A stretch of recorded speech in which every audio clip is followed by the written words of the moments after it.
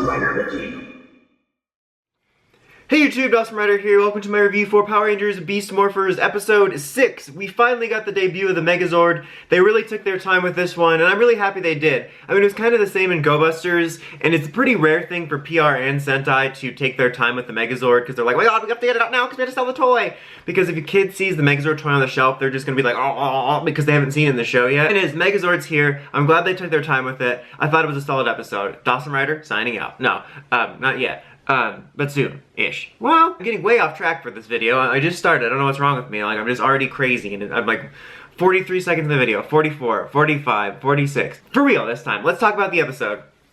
Okay, so the only thing that I really had a problem with this one was they kind of created some, it's kind of one of those classic episodes where we've done it before when they're trying to do a Megazord formation or something that requires some sort of synergy between the Rangers, and like there's some sort of conflict that's preventing it from happening. And in this case, it was kind of like Devin basically being like, I'm the leader, this is my call, you don't judge me on it. And Robbie's like, actually we should do it this way. And he's like, why are you doubting me? I'm the leader. I thought it was a little bit out of left field, to be honest. Maybe I'm off base, but it felt like in direct opposition of the episode in which Devin became the leader, because I feel like the reason he made such a successful leader in that episode and why he was chosen was because he was kind of above all of that, like, I'm the leader nonsense, you know, had that kind of ego of it. Like, because Ravi and Zoe were all like, I'm the better leader, I'm the better leader, and Blaze is like, I'm the better Red Ranger, and like, hush. Devin was just, you know, doing what needs to be done. I felt like there was like a real ease to him being leader, because he didn't have that sort of ego about it.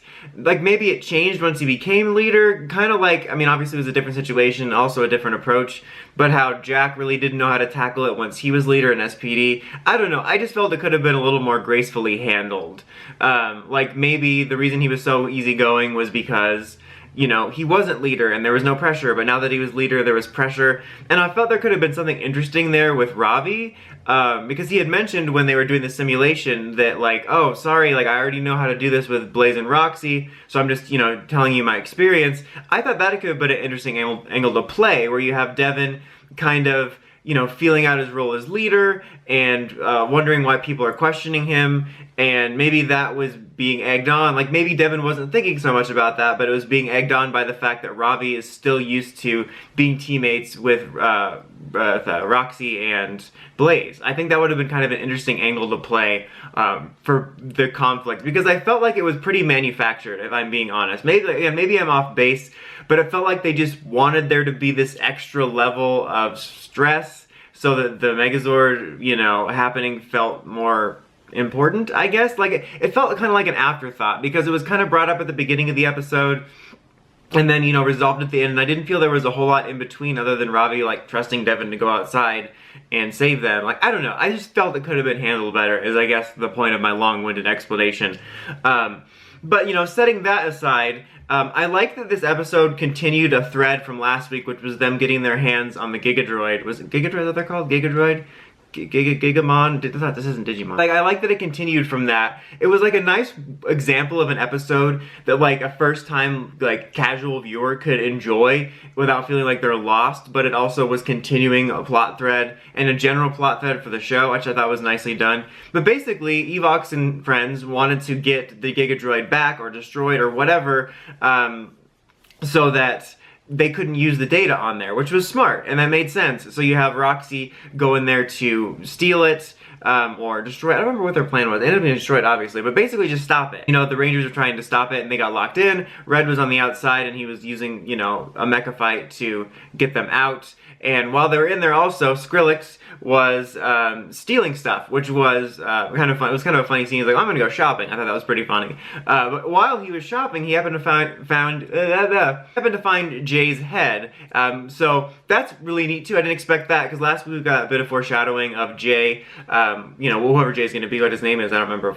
Where we gotten the name? I don't know. But, you know, when they rolled his head across the screen and Ravi just kind of looked at it, I honestly expected that to be the extent of it until we eventually get to Gold and Silver exactly, but that was a nice development. I'm really curious about how exactly that will play in to the Gold Silver stuff. I mean, I already talked about in a couple videos of how they might introduce the Gold Ranger with the Avatar stuff, maybe with some evil stuff, but I didn't expect it to come from Jay. So that was definitely an interesting development.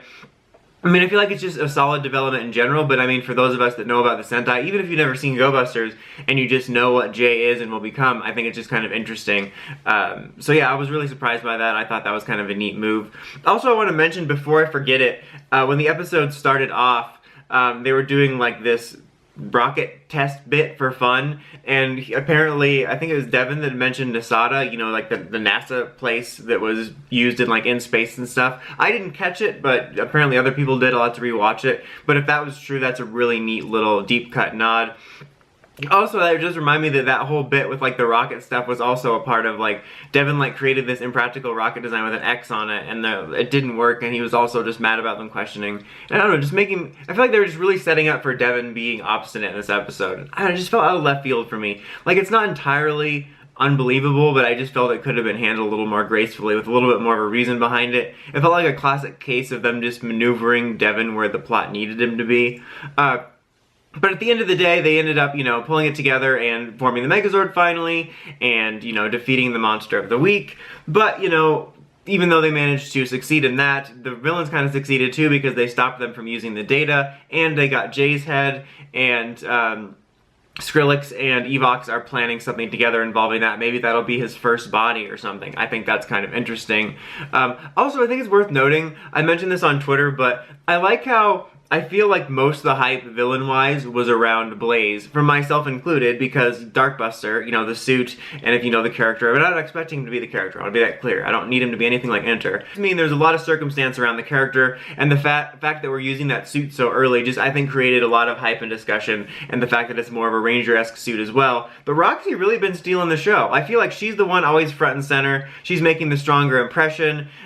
She's the better Evil Ranger. Been making a stronger impression, having more plans. Like in this episode, she was like driving the whole thing, and Blaze was there just at the end to get the classic villain, you know, dressing down. That sounded weird. I'm hoping we do see more from Blaze in the future. I feel like Roxy has a little bit more of an interesting dynamic with the Rangers just because of her relationship with Ravi is so personal. But you also do have that little rivalry established with Blaze and Devin from the beginning of the season, which I, you know, haven't seen taken advantage of truly yet. So, like, I hope we do get to see more from him, but I just thought it was worth noting that I feel like she's been more of a presence. Overall, though, I thought this was a very strong episode. Like, I'm a little bit nitpicky about the Devin stuff. I felt they could have been handled better, but I still thought it was cool that they waited for the Megazord to, you know, form so long. I think that kind of just made things nice change of pace from the usual rush.